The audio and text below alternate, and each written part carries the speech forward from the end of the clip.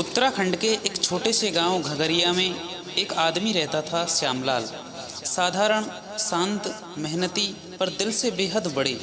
उनका एक ही सपना था, मेरे बेटे रवि को वो सब मिले जो मुझे कभी नहीं मिला। श्यामलाल खुद 5वीं कक्षा में पढ़ाई छोड़ चुके थे, क्योंकि घर चलाने के लिए पिता के साथ मजदूरी करनी पड़ती थी। यही कारण था कि वे हर सुबह खुद के दर्द, खुद की थकान और खुद की ज़रूरतों को किनारे रखकर रवि को स्कूल भेजते थे। सुबह 4 बजे ही श्यामलाल उठ जाते। रवि अभी भी गहरी नींद में सोया रहता।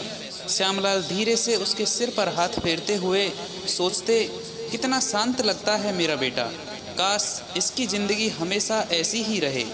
फिर वे खुद अपने फटे पुराने जूते पहनकर लकड़ियां काटने जंगल की ओर निकल जाते।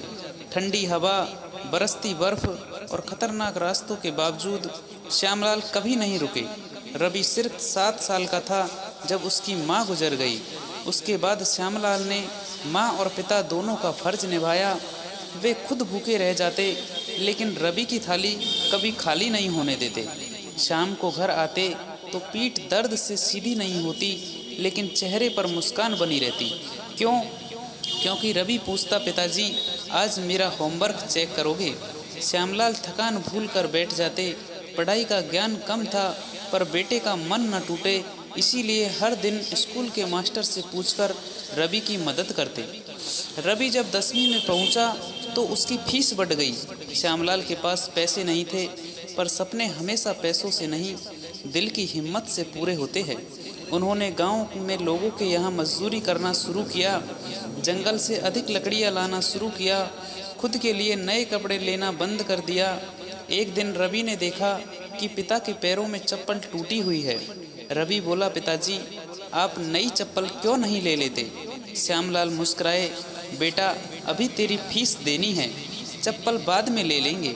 रवि चुप हो गया, लेकिन उस रात पहली बार उसके दिल में पिता का दर्द चुभा। 10वीं में 92% आए। गांव में सबने कहा, रवि शहर जाकर आगे पढ़ाई करे तो इंजीनियर बन सकता है, पर शहर की फीस, रहने का खर्च, खाना पीना सब श्यामलाल के लिए पहाड़ बनकर सामने खड़ा था। लेकिन पिता हारने वालों में से नहीं थे। उन्होंने अपनी छोटी सी ज़मीन का एक टुकड़ा बेच दिया, जिस पर वे हर साल गेहूं उगाते थे, जिससे उनका साल भर का राशन आता था।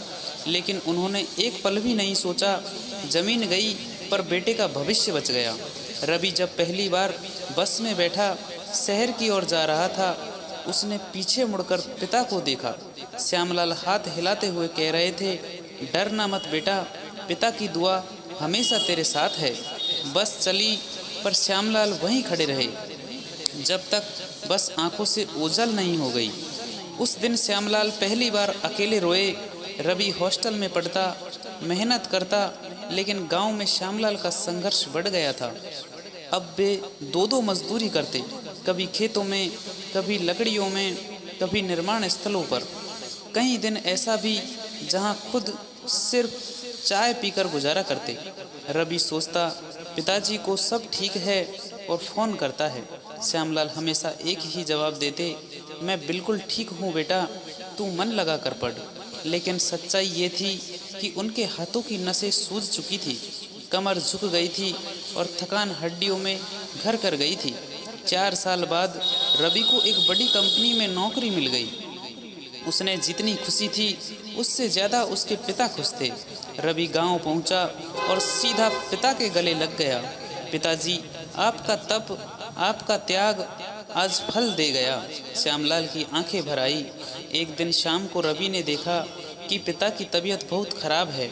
डॉक्टर ने कहा, बहुत सालों की मेहनत और थकान शरीर पर असर दिखा रही है। रवि टूट गया। वह बोला, पिताजी अब आपको कोई काम नहीं करना, बस आराम करना है। श्यामलाल मुस्कुराए, अब मेरा कोई सपना नहीं, बस एक ही चाह है, तुझे खुश देखकर शांति से आंखें बंद करूं। रवि ने उनका हाथ पकड़ा, जब तक मैं हूं, आप हमेशा मेरे साथ रहेंगे। श्यामलाल की आंखों में संतोष था। उनका बेटा सफल था, उनकी मेहनत सार्थक हो चुकी थी। रवि ने गांव में एक बड़ा घर बनवाया, पिता के नाम से एक स्कूल भी खुलवाया, श्यामलाल ज्ञान मंदिर, जहां गरीब बच्चों की पढ़ाई मुफ्त होती है। हर सुबह रवि स्कूल के गेट पर श्यामलाल की फ़ोटो को देखते हुए यही कहता, पिताजी आपका त्याग सिर्फ मेरा नहीं, अब पूरे गांव का भविष्य संवार रहा है। कहानी की सीख, पिता का प्यार कम बोलता है पर उनके त्याग की आवाज़ जिंदगी भर गूंजती रहती है। पिता अपने सपने बहुत आसान से छोड़ देते हैं पर बेटे बेटी का सपना पूरा करने के लिए ज़िंदगी की हर कठिनाइयों से लड़ जाते हैं। Thank you for watching this video दोस्तों। आपको यह कहानी अच्छी लगी हो तो प्लीज़ वीडियो को लाइक करें, चैनल को सब्सक्राइब करें ताकि मैं जब भी वीडियो लेकर आऊँ आप तक सबसे पहले पहुँचे। मिलते हैं किसी नेक्स्ट वीडियो में, तब तक के लिए बाय बाय, राम राम।